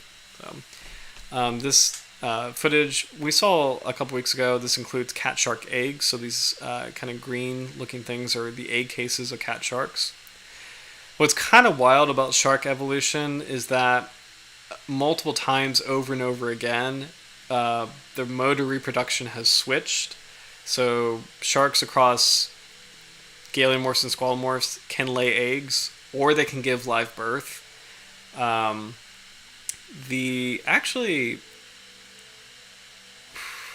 know angel sharks give live birth. I'm starting to realize, I wonder if egg laying is only in galeomorphs, because when I think of egg laying sharks, you think of the cat sharks, which are galeomorphs, and the bullhead sharks, which are galeomorphs, but I think all the other sharks are live-bearing or somewhat live-bearing to some degree. I don't think there's a squalomorph that lays eggs, now that I think about it. Because angel sharks give live birth. I believe saw sharks give live birth too. So that might be another feature. Squalomorphs squalomorphs don't lay eggs. So I don't know. That's actually really interesting. Sorry, I'm kind of rambling at this point, but Apristurus albisoma, the white-bodied cat shark. Let's see what we can learn about this species. Body whitish, 40 to 50 centimeters long, oviparous, pair eggs are laid, so it is a egg-laying species, and that might be it. We'll take a look at Iceum redlist because I want to learn more about how this species is doing. So it's both wide and white, yeah. Oh, this is cool. Anacoracidae is a family of extinct mackerel sharks that lived during the Cretaceous. It includes 4 valid genera: Nanocorax, Phytocorax, Scindocorax, and Squalocorax. Ooh, this is really cool. I'm going to star that. That's really cool. Oh, Bibia, do all bull sharks have a stubby appearance? They look less sleek-like. Yes. So I would say all bull sharks, like when they're pups, they're a little bit more normal looking, if you will. But when they get bigger, they definitely get beefier looking. So so bull sharks definitely get a lot more as they age. They definitely get more robust looking.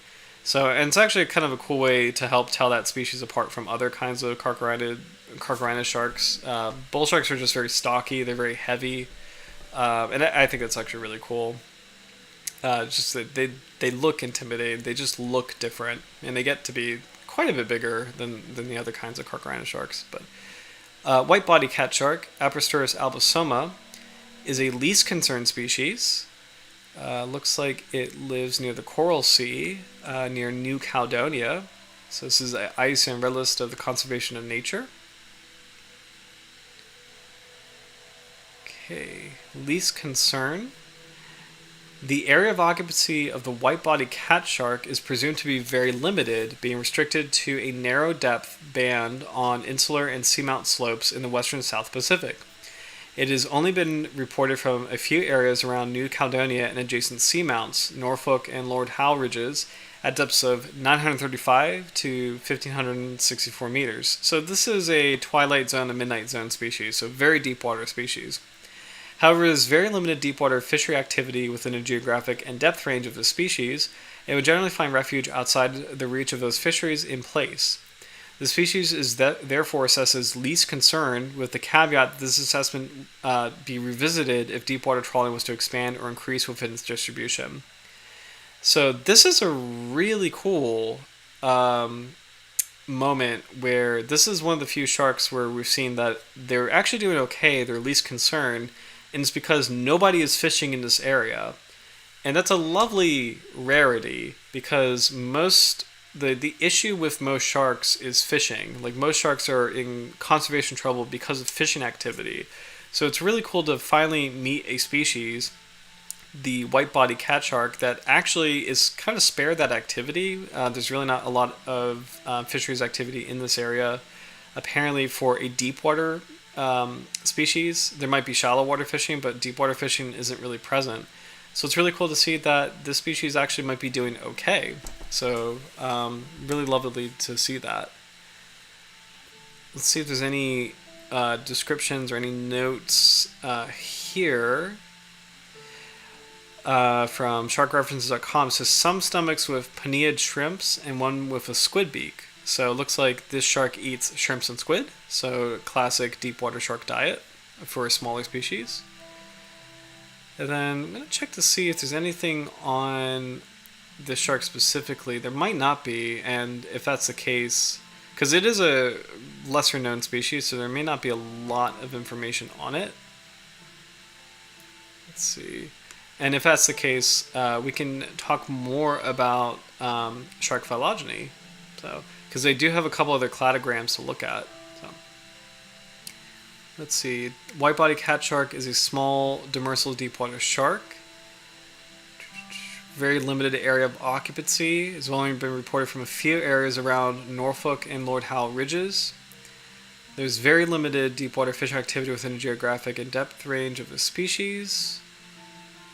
So this is basically the same information as IUCN Red List.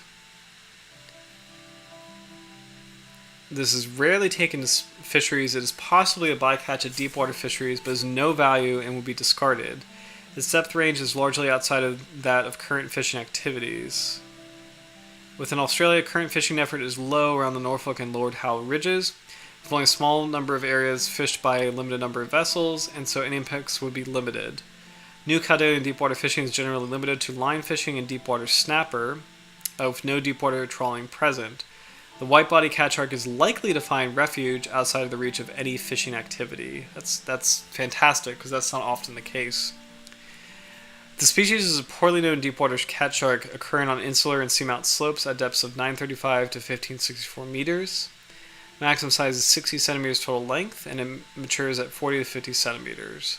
Okay, so not a lot of information, but still really cool. Yes, Samarth, absolutely. I just saw your comment. Because shark finning, especially hammerheads for the dorsal fin. Yes. Unfortunately, hammerhead sharks and sandbar sharks, and then also the, what do you call it, the longfin makos, they're really big targets for shark finning, and it's really horrible because that has directly impacted their conservation. They are critically endangered species.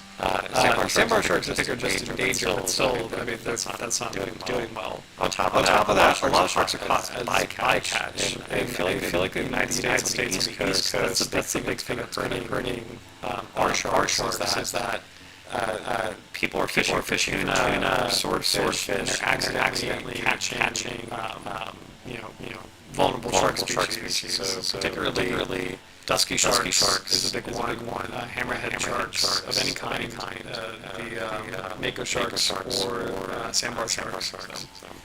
Bibia, squid is a well-liked source of food for deep water specimens. Absolutely. I also love this comment about wide and white. So because a white rhino is not white, but has wide lips instead of narrow lips, like the other rhino, and wide became white, but it was a mix-up of names which stuck. So you know what's really funny about that? The same thing happened with bull sharks, with the scientific name Carcharodontis lucus. So lucus, this is really complex. Lucus comes from a Greek island, and there's something about the Greek island's history. It's the island of Lukos, and there's something about the island's history that somehow it's confirmed. It's something to do with white. It's like there was either like a light shining on the island that was really blinding, and it was like a white light or something like that. I forget where Lukos got its name, but anyway, the Greek word Lukos means white. Which is kind of weird because the Latin word is albus, and it's like those are two very different names, but they both can be white. And what's interesting is that the bull shark was named Carcharodontis lucus because the very first bull shark specimen recovered was preserved badly, and whoever preserved it screwed it up, did a bad job, and they actually accidentally bleached the shark. So the preserved specimen of the world's first bull shark discovery was white, and researchers mistakenly were like, "Oh my gosh, this is a white shark. We're going to name it Carcharodontis lucus," meaning the white shark nose, or the white sharp nose, or something. Or white sharp nose was what the Latin name literally translates to, and it was a mistake that stuck. We now know today that bull sharks are not naturally white; they are gray, but. But the rhino story just reminded me of that, where it's like, yeah, it happens, and it gets even more and more confusing. So, so Martha, just saw your comment. I have thalassophobia. Have you ever played Subnautica, which I want to do this Halloween, like this October? I've heard it's really fun and really scary. Like it's like the thalassophobia game. I've heard it's really awesome, but I've never played it, and I'd love to try it someday. So, but yeah, let me know, like if you dare, Subnautica. It sounds like a lot of fun. So yeah, I think there's a couple Subnauticas now. So, and I've never played it. My favorite ocean game I played has been Endless Ocean, which is super cool. It's like a diving game. It's far more relaxing, but. While we have some time, because we usually end the it's an ocean game. Yep, that's why. Yeah, What's kind of funny, paradoxically, I have a fear of heights. I don't know if I've ever shared that with the channel, but I have a fear of heights. I am totally cool with diving. I love diving. I love snorkeling. I love kayaking. I love doing anything ocean related. Flying is not something I enjoy. I really don't like getting on planes. I do not like being high. I just don't. I don't know what it is, but I have a fear of heights. I don't like it. I hate roller coasters. I can do them, but it's just not fun. So, anyway, everybody has different. Everybody has different fears, different things. So, love diving, hate heights. While we have, I usually end the stream about 11 p.m. East Coast time with the United States. So I think what we'll do is check out some more phylogenies, because the white-bodied catshark, it's a cool pick for a species, but there's not a lot of information on it. So, and I know last week we talked about shark classification, so we'll take a look at some more phylogenetic trees, and we'll see if there's any new information. So this one's kind of cool. We'll kind of briefly run through this. So I see a chimera. So this is, a chimera. So this is an outlier here. I see Manta birostris. This is a manta ray. So there's an outlier there. Salaciomorpha. right here. So this is the common ancestor of all sharks. So you can see on this tree from here down here, these are all sharks, right? This tree is kind of interesting. It's placing angel sharks, Squatina, as an outlier to all the others. So that's actually a kind of cool take, where it's saying angel sharks are very basal and all the other sharks are more modern. All the squalomorphs are here, including the angel shark over there, I guess. But squalomorphs are here, so you see the... this is frilled sharks, Chlamydosalcidae is frilled sharks. 6 gill and 7 gills. Hexantriforms, there you go. 6 gills, hex like 6. Apristurus, these are the shawl sharks.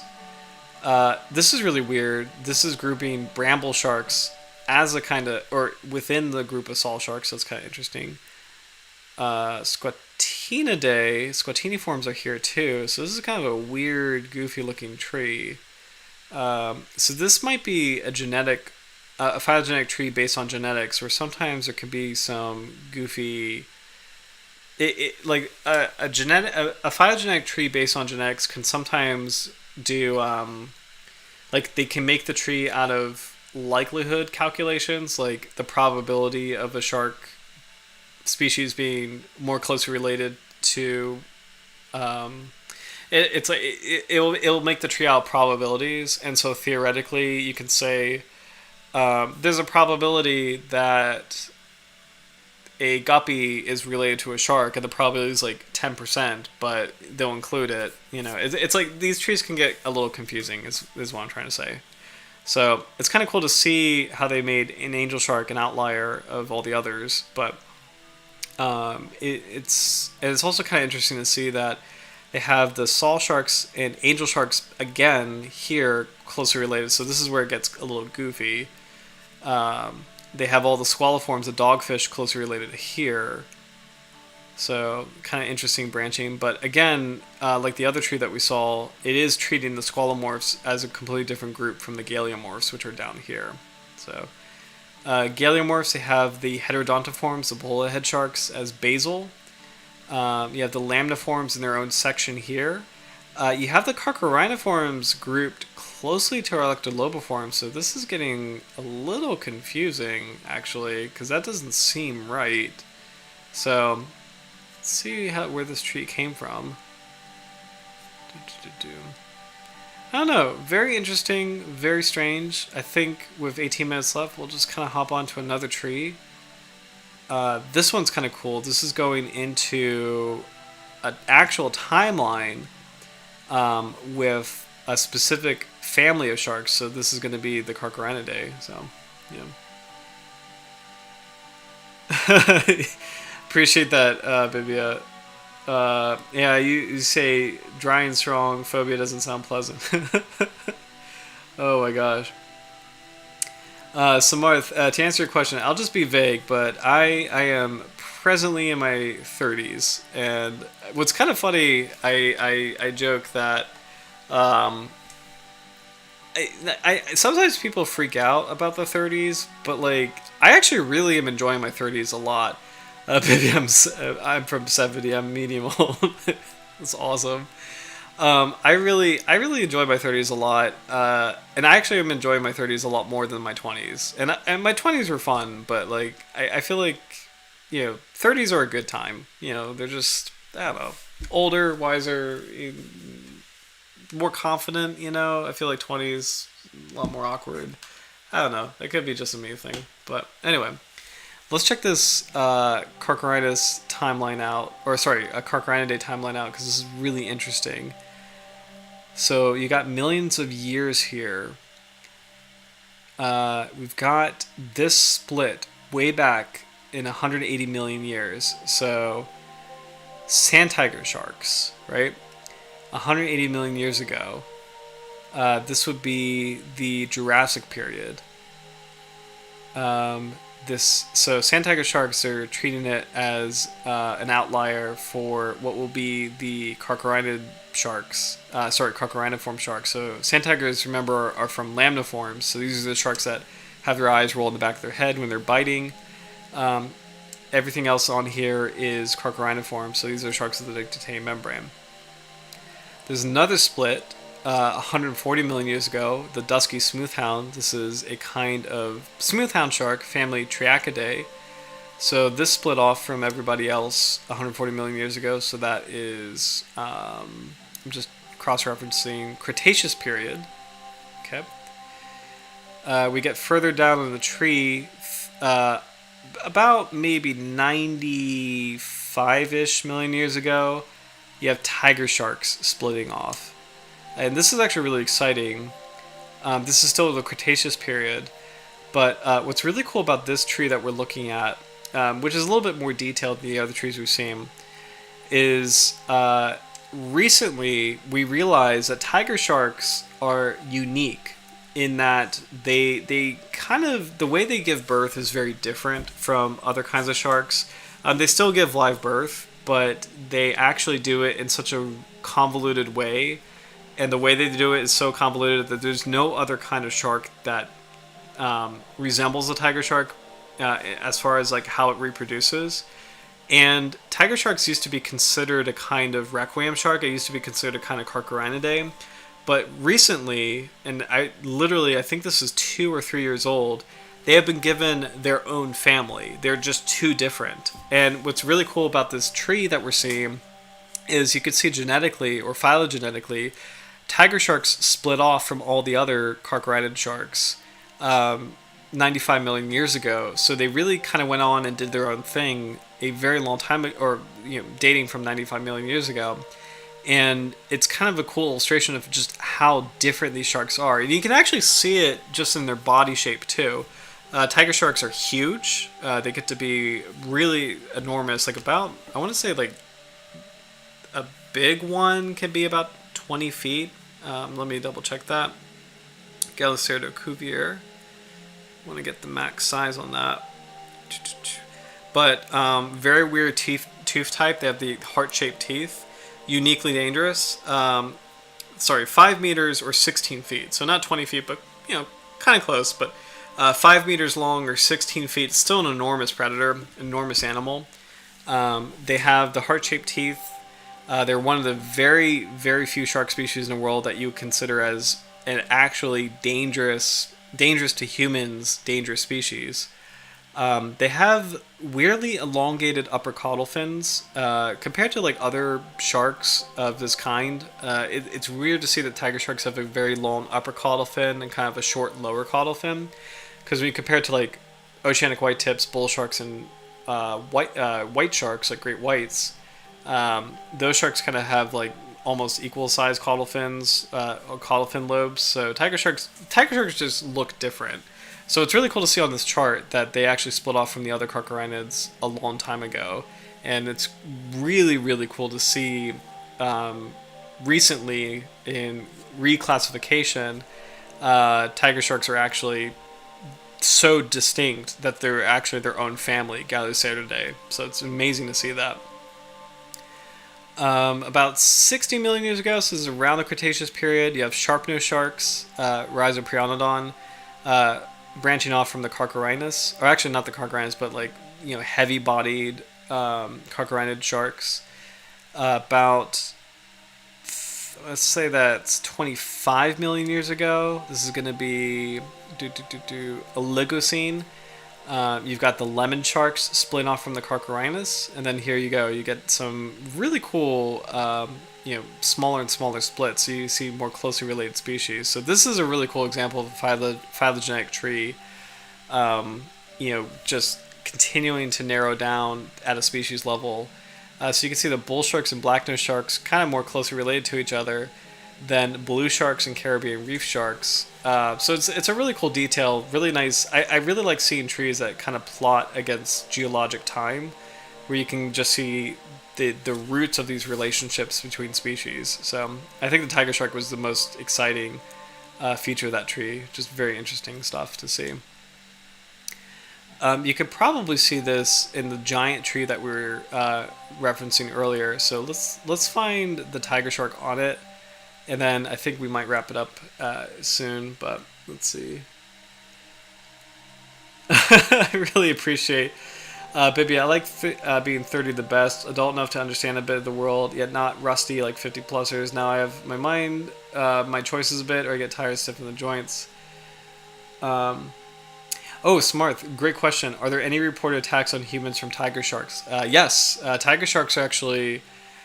Tiger sharks are interesting because they are dangerous. And I'm going to leave in the chat um, dangerous sharks. White shark.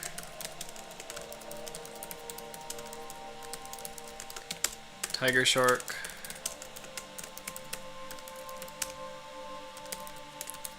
I love that Howard just weighed 260. Cuvier. Bull shark.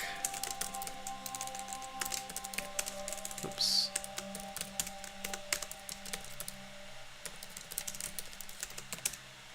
Oceanic white tip.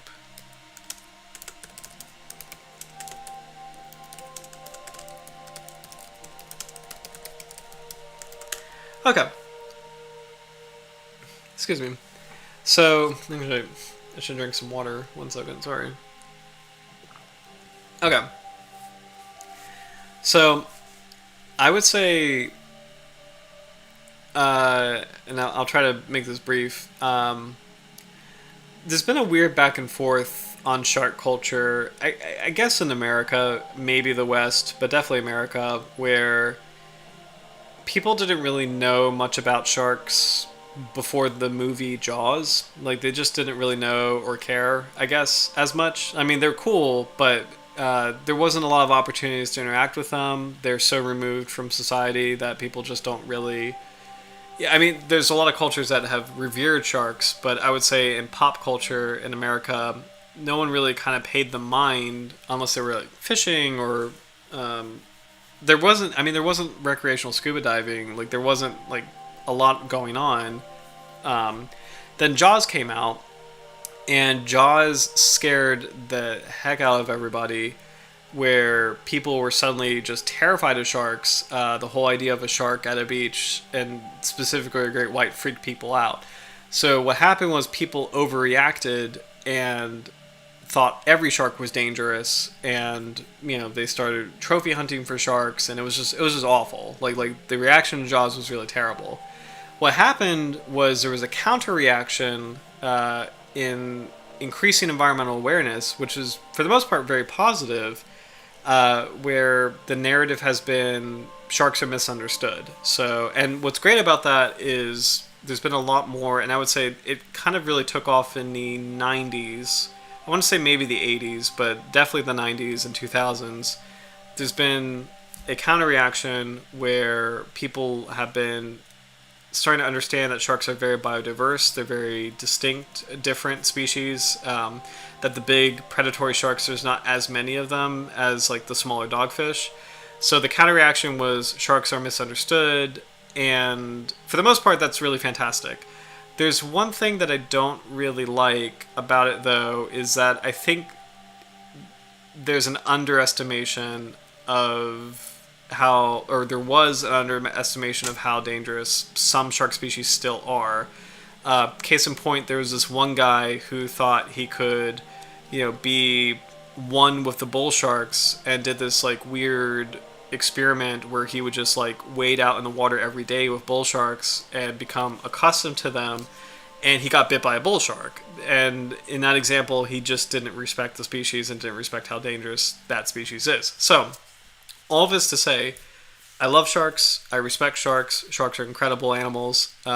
Most sharks are not dangerous at all. Most sharks are very small, deep water animals. Like if you took the average of all the sharks in the world, it's going to be a very small, or not very small, but like a small-ish animal that lives in a deep ocean. So the big predatory sharks that we're very familiar with are kind of rare in the shark world. Like they're just not really that common.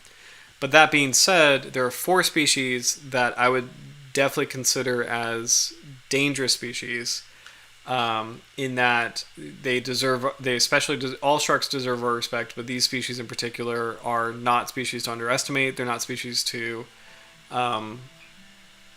just don't underestimate them. So the first one is the great white, which is oh yeah. Shark attacks usually get hyped up by media. It sells well, but most are overrated. But sharks, like all wildlife, can be dangerous. But cars are way more deadly than, and the news rarely covers cars. Yes.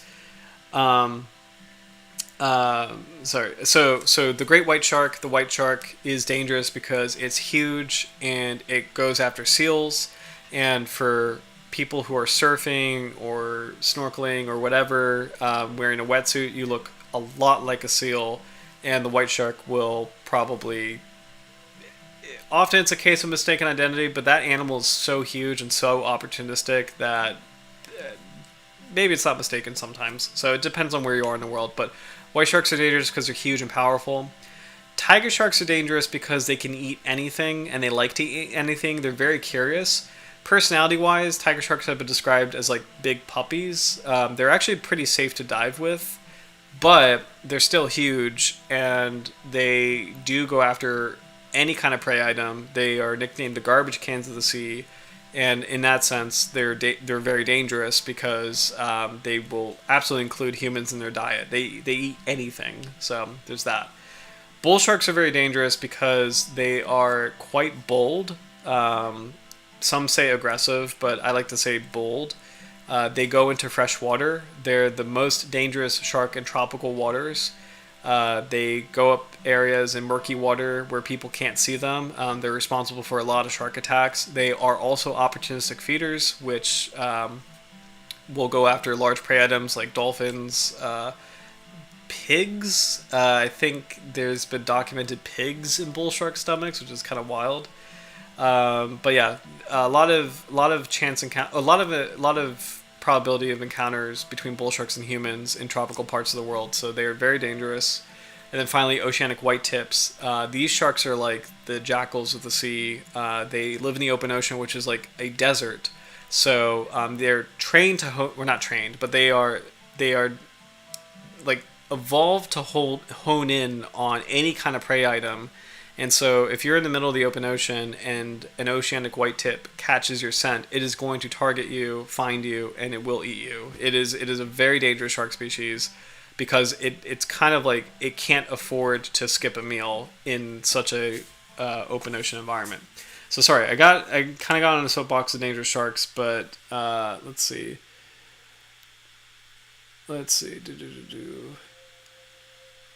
Yeah. A house cat when cornered can be dangerous too. Yes, and actually on that note, so there's four shark species. Those four shark species are the ones that I think are dangerous. There's a handful of others that are potentially dangerous, like mako sharks, hammerheads, six-gill sharks, reef sharks. Like a lot of them can be potentially dangerous, but I kind of put them in the category of like the house cat, where it's like, yeah, if you annoy it or if you're in the wrong place, wrong time, sure, but those are not sharks that are actively, for whatever reason, hunting you or mistaking you for a prey item. Those accidents are, I think, kind of a little bit more freak, personally, but let's see. Yes, Howard, they can tell, bull sharks can tolerate freshwater as well. Oh, Howard, love this comment. I compare white tips to polar bears. Yes, that's a great comparison because both they are in a nutrient-starved environment, or an area where there's not a lot of opportunity to find prey items. So when they see it, they will go after it, which is really scary to think about. So, and actually, let's take a look. All the four dangerous sharks I named, they're all galeomorphs, which is kind of interesting. However, there are some big players on the squalomorph side too. So, sleeper sharks, Greenland sleepers, those are huge, huge deep water sharks. And they have had caribou found in their stomachs, like reindeer, which is kind of wild to think about. Seals, the thing about Greenland sharks is that they just kind of drift lackadaisically up to their prey item and then they'll snap it up, which is kind of freaky to think about. But let's take a look on where everybody is on the phylogenetic tree. So, before we wrap up, because I know it's almost 11. So, we were talking about a couple sharks tonight. We were talking about the wobegons. So Steve Irwin's favorite shark, the late Steve Irwin. So that's Oryctolobus. So they are over here on the tree. You can see that all the other Oryctolobus are grouped together. They're closely related to Cheloscelium carpet sharks. You've got the whale shark over here. The whale shark is understandably kind of an outlier, so it makes sense he's very distant. Carcharodon calcareus, the white shark, or the great white, is right here, nestled very comfortably between Apristurus, this is the mako shark, and Lamna, these are the porbeagles. Fun fact about great white evolution, the great white shark is kind of, the best way to just think about it is like a hyper-evolved mako shark. So it's a mako shark that has evolved to hunt seals, which is actually really cool to think about. Sometimes, and I've made this mistake myself, in fossil history, sometimes people have thought that white sharks and megalodons, like the ancient megalodon, were closely related, and the reality is they actually weren't. Megatooth sharks like the megalodon are in a different branch. Unfortunately, this tree is showing modern sharks, so it's not going to include the megalodon on it, but because megalodon's an extinct species. But if it did include it, the megalodon would be somewhere here, but not closely related to the great white. The great white actually evolved, or is theorized to have evolved from mako sharks. So these are a branch of mako sharks that started to eat bigger and bigger prey items, and they got fatter and fatter, and they became eventually the white sharks, which is really cool. The thresher sharks are here. So this nice branch here is all lamiiforms. And what's wild to think about is this section is this entire like bottom half of the tree, actually literally the bottom half of the tree, everything starting from this node spiraling this way, right? These are all a single order of sharks. These are all carchariniforms. So these are all the ground sharks. These are all the sharks with the nictitating membrane. So kind of incredible to think about. A big chunk of this order are cat sharks, like tonight's species, the white-bodied catshark. But what's kind of amazing is that the other three dangerous sharks that I mentioned, they're all carchariniforms, and they're all actually kind of closely related. So let's see if we could find them here. And I actually do see them. So you got Carcharinus lucus, the bull shark, right here. And then look down here, closely related, Carcharinus longomanus, the oceanic white-tip. They're actually not that far apart from each other on this tree.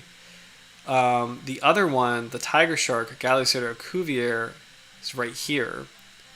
Sorry, there he is, right here. And again, this tree shows what the other tree showed. The tiger shark is an outlier compared to all these other large-bodied Carcharinus sharks. So it's kind of amazing to see across two different trees that tiger sharks, in both cases, are shown to be weird. They're shown to be very unique compared to the other large-bodied carcharinid sharks. So it's kind of amazing to see that, actually. Because, again, a lot of research in genetics and evolution has concluded, oh my gosh, tiger sharks are they're their own family. They're not actually carcharinids. They're just their own thing, which is very cool. Finally, we were talking about hammerhead sharks earlier. Here they are. You have them on this branch of the tree right here. So, Sphenatuda is the bonnethead. Sphenatuda is a small eye hammerhead. Sphenotibiro is a bonnethead. Sphenozagana is a smooth hammerhead. Sphenolewini scalloped hammerhead. Sphenomacron is the great hammerhead. And then finally, Eusphyra blotchi is the winghead shark. So they're all comfortably nested here as a sister group to sharp-nosed sharks and, requiem sharks. So, yeah.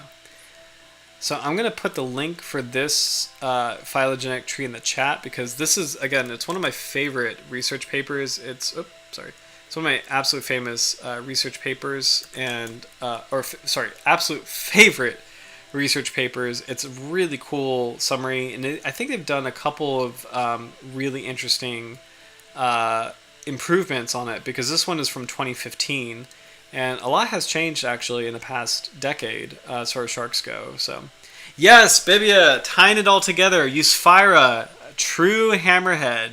Yes. Just like you, Slachi. Just like, yes. Howard, very neat. Yes, I'm going to star this. I'm going to star this comment. That's amazing, Bibia. That tied the entire stream together. So congrats. That is really cool, actually. So, yep. You is the Latin word for true. So fantastic way.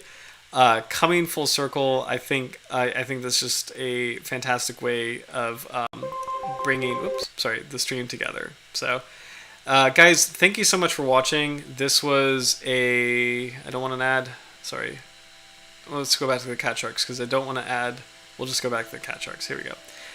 Okay. Thank you guys so much for watching. I know this was supposed to be about the white-bodied Catshark, and we did talk about it briefly. It is one of those species that is just so rare, and there's just so much we don't know about it that I think this is a good opportunity to satisfy a request from last week, which was shark evolution, shark classification, seeing how they all relate to each other.